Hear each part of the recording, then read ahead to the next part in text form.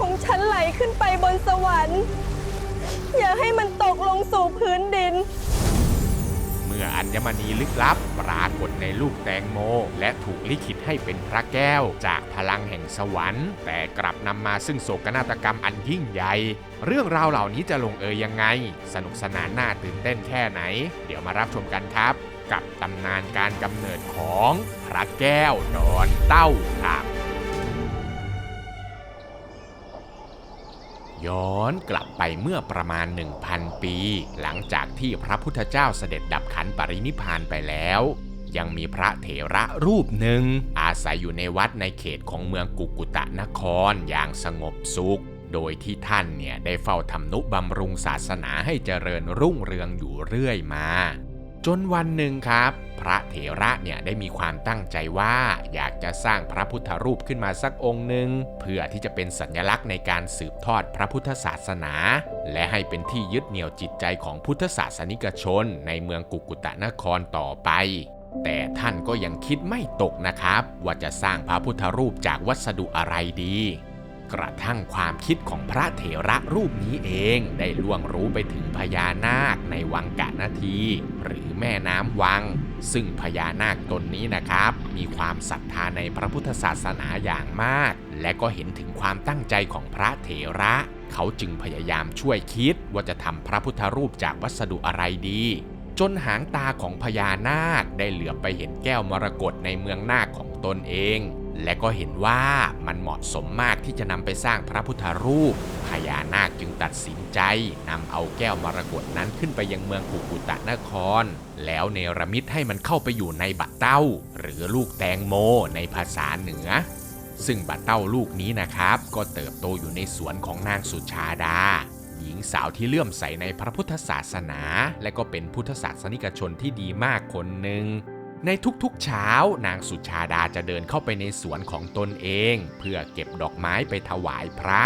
แต่ทว่าในเช้าของวันนี้ในขณะที่เธอกำลังเดินไปเก็บดอกไม้ในสวนเหมือนปกตินางสุชาดาก็ไปสะดุดตากับบัตเต้าในสวนที่ออกลูกเป็นสีเขียวผิวมันงามและก็น่ากินเป็นที่สุดนางสุชาดาได้เห็นดังนั้นจึงตัดสินใจเก็บเอาบัตเต้านำไปถวายให้แก่พระเถระในวัดพร้อมกับญาติซึ่งพระเถระเนี่ยก็รับเอาไว้จนกระทั่งพวกเขาได้ผ่าบัตเต้าออกมาเพื่อที่จะให้พระปรากฏว่าทุกคนเนี่ยไม่ได้พบเนื้อบัตเต้าเลยแต่ข้างในนั้นมันกลับมีมณีสีเขียวมรกตอยู่ดวงหนึ่งซึ่งมันเป็นเรื่องที่น่าอัศจรรย์ใจมาก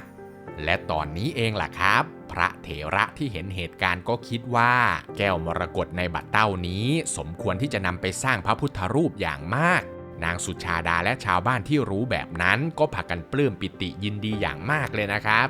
ทุกคนต่างก็เฝ้ารอที่จะได้กราบไหว้พระพุทธรูปองค์นี้กันทั่วหน้า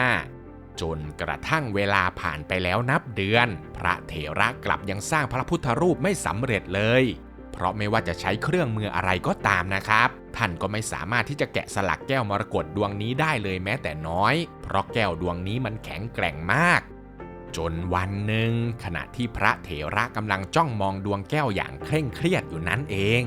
จู่ๆเนี่ยก็มีชายแก่นุ่งขาวห่มขาวถือไม้เดินเข้ามารับอาสาแกะสลักแก้วมรกตให้เป็นพระพุทธรูปให้พระเถระที่ได้ยินดังนั้นก็รู้สึกดีใจมากเพราะคิดว่าชายแก่คนนี้คงจะเป็นช่างฝีมือดีซึ่งน่าจะเคยแกะสลักแก้วมรกตมาก่อนแล้วจึงกล้าเดินมาขอรับอาสา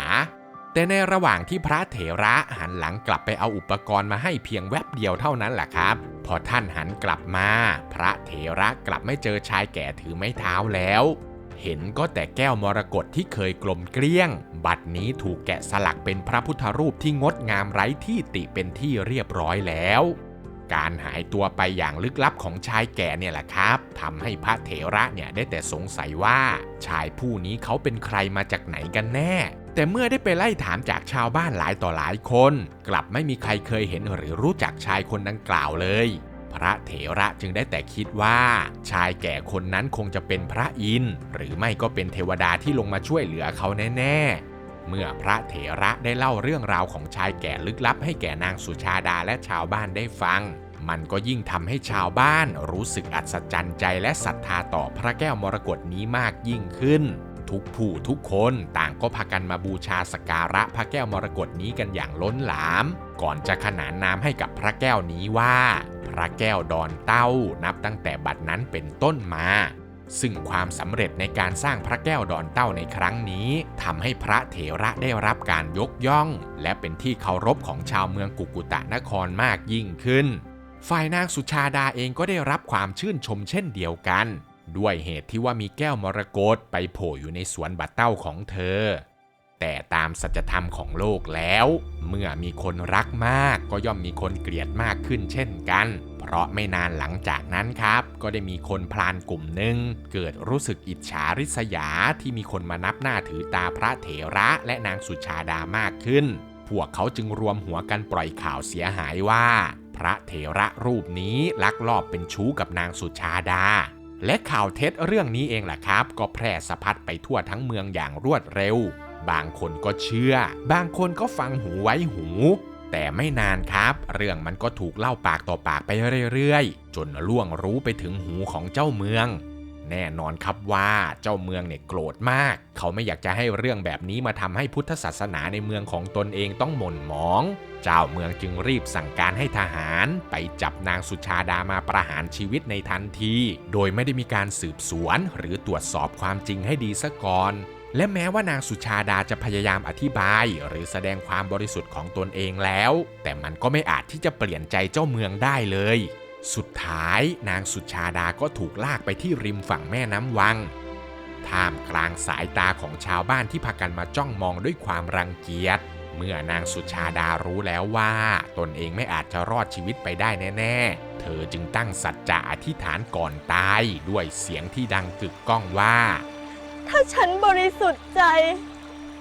ไม่ใช่ตามที่ถูกกล่าวหาขอให้เลือดของฉันไหลขึ้นไปบนสวรรค์อย่าให้มันตกลงสู่พื้นดินแต่ถ้าฉันผิดจริงก็ขอให้เลือดไหลนองแผ่นดินทันทีที่สิ้นคำอธิษฐานเพชฌฆาตก็ลงมือสะบั้นคอของนางสุชาดาปรากฏว่าเลือดของนางสุชาดาเนี่ยนะครับไหลขึ้นสู่ท้องฟ้าและไม่ตกลงมาที่พื้นดินเลยแม้แต่หยดเดียวความอัศจรรย์ที่เกิดขึ้นนี้เองล่ะครับมันได้พิสูจน์ความบริสุทธิ์ของนางสุชาดาต่อสายตาของทุกคนแล้วเรื่องนี้เองก็ทำให้เจ้าเมืองรู้สึกผิดอย่างมากเป็นเพราะความโกรธความใจร้อนของเขาทำให้ขาดการตรวจสอบจนนำไปสู่การสังหารผู้บริสุทธิ์ด้วยความรู้สึกผิดบาปนี้เองล่ะครับเจ้าเมืองจึงจมอยู่กับความทุกข์ความรู้สึกผิดจนร่างกายของเขาเริ่มล้มป่วยและในที่สุดเจ้าเมืองก็กระอักเลือดจนตายจากไปในเวลาไล่เลี่ยกันส่วนชาวเมืองทุกคนที่รู้เรื่องก็ได้แต่เวทนาและรู้สึกเศร้าใจที่พากันเชื่อข่าวลือจนเป็นเหตุให้นางสุชาดาต้องถูกประหารชาวเมืองทุกคนจึงร่วมใจกันเพื่อสร้างวัดขึ้นมาเป็นอนุสรณ์แห่งความดีของนางสุชาดาโดยสร้างให้วัดแห่งนี้อยู่ติดกับวัดพระแก้วดอนเต้าซึ่งปัจจุบันวัดแห่งนั้นก็กลายมาเป็นวัดพระแก้วดอนเต้าสุชาดารามวรวิหารในจังหวัดลำปางฝ่ายพระเถระหลังจากเหตุการณ์ทั้งหมดที่เกิดขึ้นท่านก็รู้สึกเสียใจมากๆจนไม่อาจจะทนอยู่ในเมืองกุกุตะนครได้อีกต่อไปพระเถระจึงย้ายถิ่นฐานไปที่อื่นพร้อมกับอัญเชิญพระแก้วดอนเต้าไปอยู่ที่วัดธาตุลำปางหลวงนับตั้งแต่นั้นสืบมาจนถึงปัจจุบันนี้นั่นเองครับและทั้งหมดนี้นะครับก็คือเรื่องราวของพระแก้วดอนเต้าที่ผมได้นำเอามาฝากทุกคนในวันนี้นะครับหากมีข้อมูลตรงไหนผิดพลาดหรือตกหล่นตรงไหนไปเนี่ยผมและทีมงานต้องกราบขออภัยทุกคนด้วยนะครับถ้าเพื่อนๆชอบคลิปแบบนี้ก็อย่าลืมกดไลค์กดติดตามแล้วก็แชร์คลิปนี้ออกไปเพื่อเป็นกำลังใจให้กับผมและทีมงานด้วยนะครับหรือเพื่อนๆคนไหนอยากจะสนับสนุนมากกว่านี้ก็สามารถสมัครเข้ามาเป็นสมาชิกแบบรายเดือนหรือจะส่งเป็นซุปเปอร์แตงเข้ามาเป็นกำลังใจให้กับพวกเราได้นะครับคลิปหน้าอยากจะฟังเรื่องราวเกี่ยวกับอะไรก็คอมเมนต์เอาไว้ได้เลยนะครับผมอ่านทุกคอมเมนต์แน่นอนครับสำหรับคลิปนี้ก็มีเพียงเท่านี้เนาะแล้วเจอกันใหม่คลิปวิดีโอหน้าครับผมสวัสดีครับบ๊ายบาย